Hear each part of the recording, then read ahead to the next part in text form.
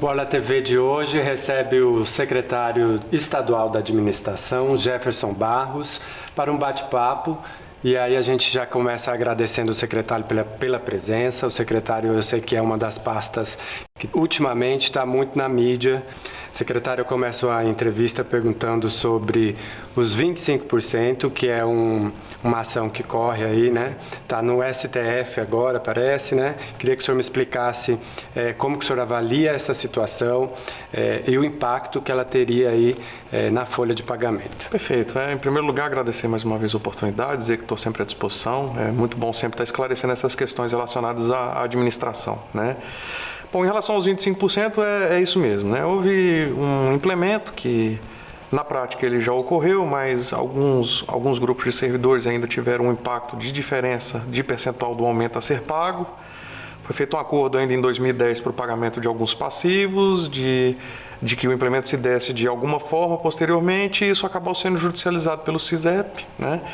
E pelos sindicatos, e aí essa ação parou no Supremo, o Supremo já julgou a ação, dando ganho de causa, no caso, aos servidores, né? Tanto que, em momento nenhum, a gente discute o direito do servidor em ter aquela garantia do aumento, né, previsto dos 25%. O X da questão que a gente discute é só a capacidade do Estado em fazê-lo. Em termos de administração, o que eu posso dizer é o seguinte: eu não questiono o direito dos servidores em ganhar seus aumentos. O Estado só não tem capacidade financeira de fazê-lo nesse momento. E digo mais, eu acho que a curto, médio e até longo prazo, uma absorção aí de 20 milhões de reais de aumento mês, 277 milhões ao longo de 12 meses.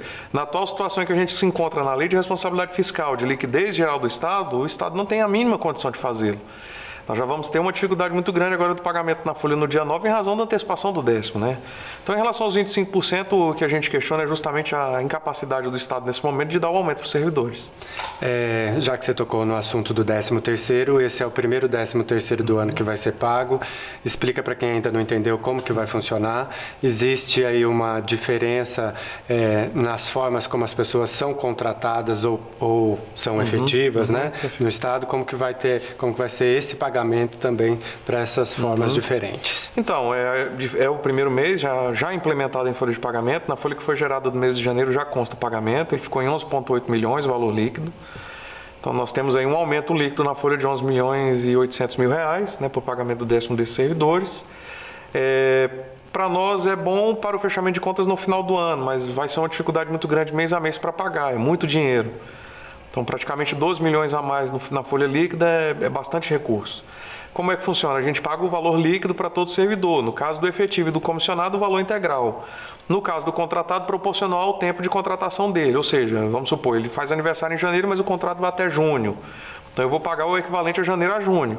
Então, é assim que funciona. Havendo a renovação do contrato dele, em dezembro a gente vai pagar o restante.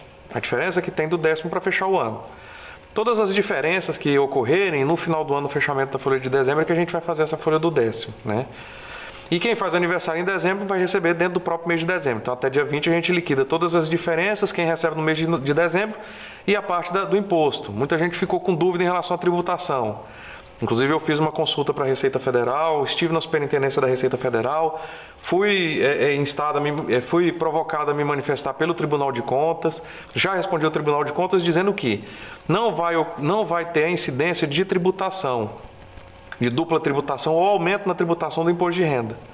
Tá? Então, assim, o servidor pode ficar tranquilo que o que ele vai receber agora é o valor líquido.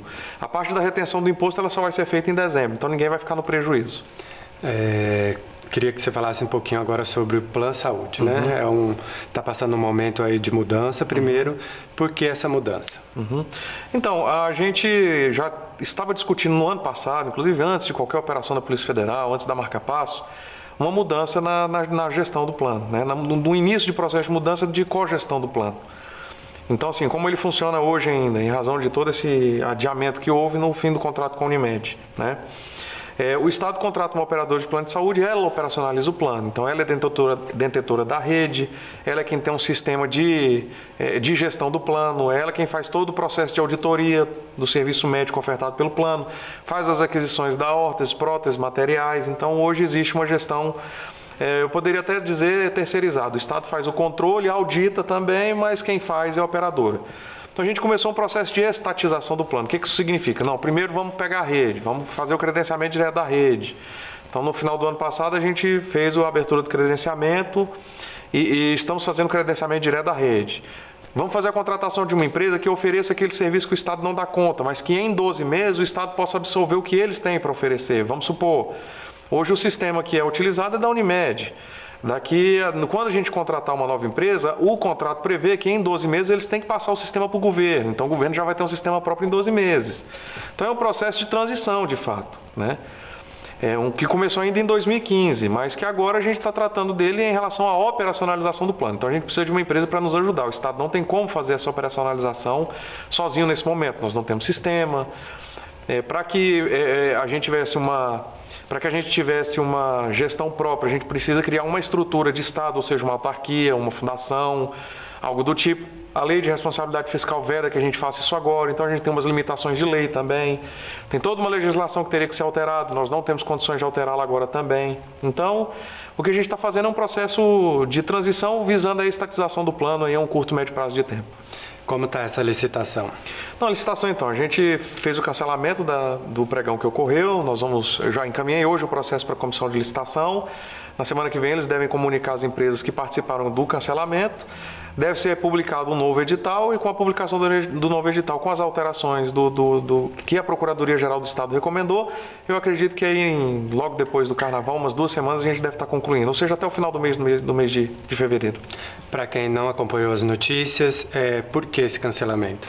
Então, houve uma recomendação da Procuradoria-Geral do Estado para que a gente fizesse uma alteração do edital, apresentasse lá uma planilha mais detalhada do custo que a empresa aqui vai participar, tem que apresentar. Fizeram uma recomendação para que fosse pregão eletrônico, mas eu ainda vou insistir no pregão presencial. Por quê? Porque a gente precisa concluir o processo no dia. Então, a realização do pregão presencial me garante que a habilitação ocorra na hora, a apresentação de documentações ocorra na hora e eu já saia de lá com uma definição do valor dos lances de propostas. Então, foram essas recomendações, mas por uma questão de segurança no atendimento do ponto de alteração da planilha de custo, a gente resolveu fazer o cancelamento. Qual que é a dívida do Estado com a operadora hoje? Com a operadora é em torno de 27 milhões de reais, ou a dívida total é em torno de 102 milhões de reais. Esse é o valor total da dívida, porque eu tenho dívida com os hospitais e clínicas também. Explica pra gente como que é essa dívida e onde ela está distribuída. Então, para a operadora, a dívida é a de operacionalização do plano, pagamento de liminares e das compras de OPMS, que inclusive o que ocorreu. Ainda em 2015 a gente realizou algumas glosas, ano passado também, então a gente fez uma retenção razoável de valores. Eu contabilizo como dívida, mas é uma parte que está retida. Tem uma ação civil pública que corre no judiciário, então está tudo subjúdice, né? Mas o montante total da dívida hoje com a operadora, né, que é a Unimed Centro-Oeste, é em torno de 27 milhões. Com os hospitais e clínicas é essa diferença aí, em torno de 80 milhões de reais, mais ou menos, né? Essa dívida é a dívida que eu tenho com o hospital que atendeu a urgência e emergência, o médico que fez o atendimento da consulta, a clínica que fez o exame.